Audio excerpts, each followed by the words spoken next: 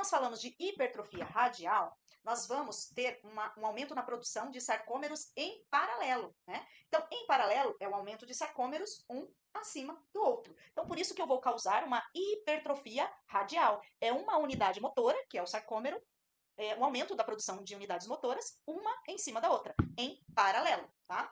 E eu faço isso como?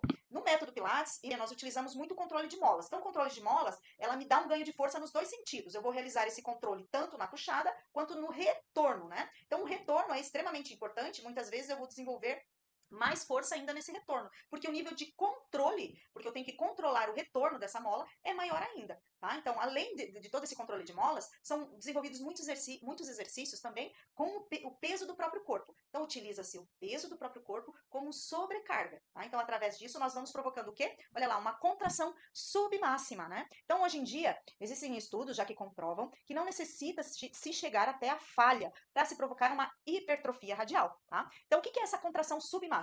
É você levar o movimento até onde você mantém a qualidade, né? E até ele sentir essa contração submáxima. Então, o que é essa contração submáxima? É aquele queimor da musculatura, é sentir queimar o músculo, mas sem perder a qualidade. É não levar até a falha, não levar até a qualquer preço realizar aquele movimento, tá? Então, contração submáxima, até sentir o queimor da musculatura, sem perder o alinhamento. Então, quando nós falamos de exercício físico, é através do movimento, da contração submáxima, eu vou provocar um trofismo muscular, que é o aumento desta musculatura, tá?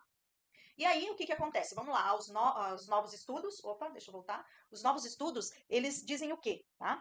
Eles até colocam um exercício físico, que o exercício físico, ele pode provocar uma produção de um anabolizante fisiológico, que é o MGF, tá? Por quê? Analisando, ó, vamos só olhar aqui, ó, o músculo fusiforme, né? Aqui onde que tá a área de secção transversa, aqui é onde acontece a produção de unidades motoras em paralelo, tá? E aqui o músculo penado. Olha lá onde está a área de secção transversa, é onde vai ter o quê? O aumento da produção de sarcômeros em paralelo, tá? Comecei a falar ali da produção de anabolizantes fisiológicos, mas nós vamos para o próximo, tá? Que é o MGF. Muito bem, aqui tem, nós já vamos tocar mais nesse assunto, tá? Deixa eu só acompanhar com os slides aí para vocês, para ficar melhor para vocês acompanharem também o raciocínio, tá? Então aqui nós temos, ó, a miofibrila, né, os sarcômeros. Temos os sarcômeros aqui. Aqui nós temos um músculo relaxado, né, as proteínas de actina e miosina, que vão provocar um deslizamento, né, uma sobre a outra, provocando o quê?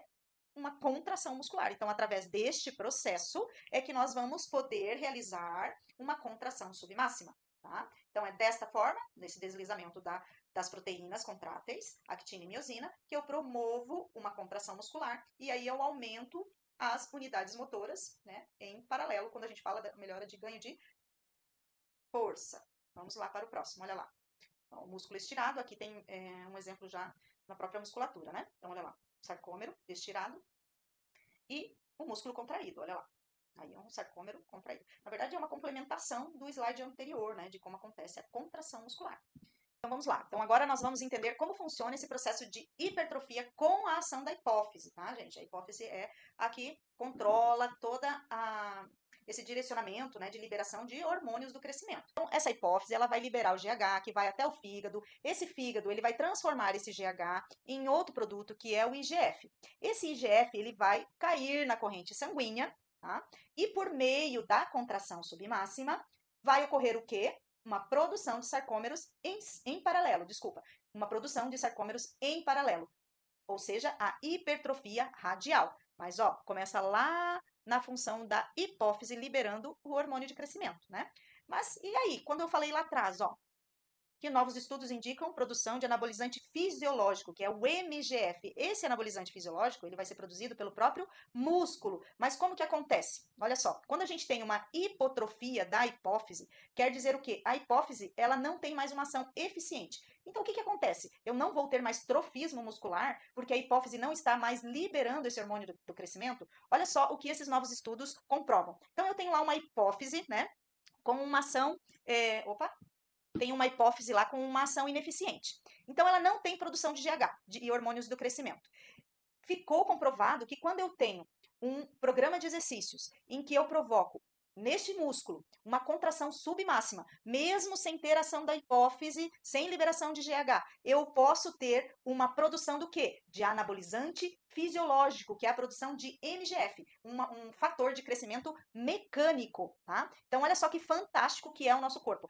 Então, se a gente pensar que o nosso corpo sempre está se defendendo, criando formas de defesa, podemos sim afirmar, então, que essa produção de MGF, que é um fator de crescimento mecânico do próprio músculo, é uma defesa que o nosso corpo cria quando não existe mais uma hipófise liberando o hormônio do crescimento.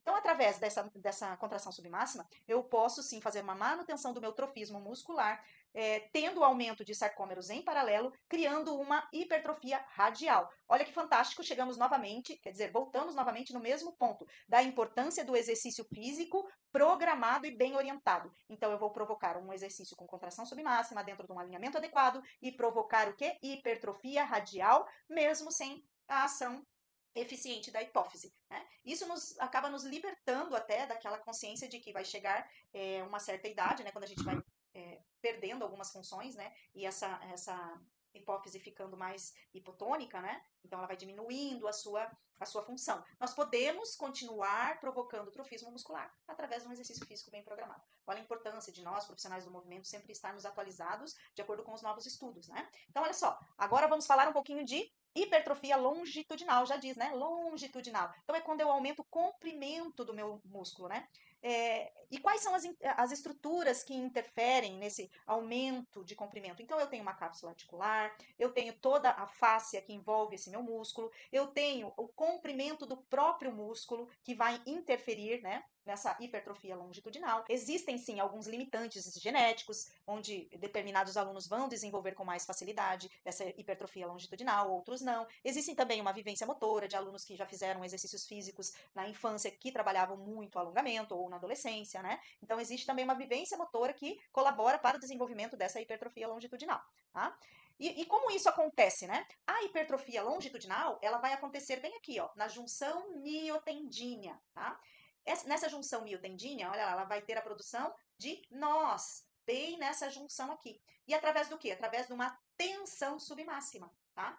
Essa tensão submáxima é você sentir o alongamento. Então, o aluno precisa sentir que está alongando a musculatura, mas não além do seu limite, tá? É a mesma coisa com a hipertrofia radial. É o aluno não perder o limite da amplitude. E aí entra o quê? A visão de nós profissionais que estamos acompanhando aquele exercício, aquele aluno, termos uma visão do limite adequado daquele movimento, tá? E quando eu promovo essa hipertrofia longitudinal na junção miotendínea, eu estou aumentando o quê?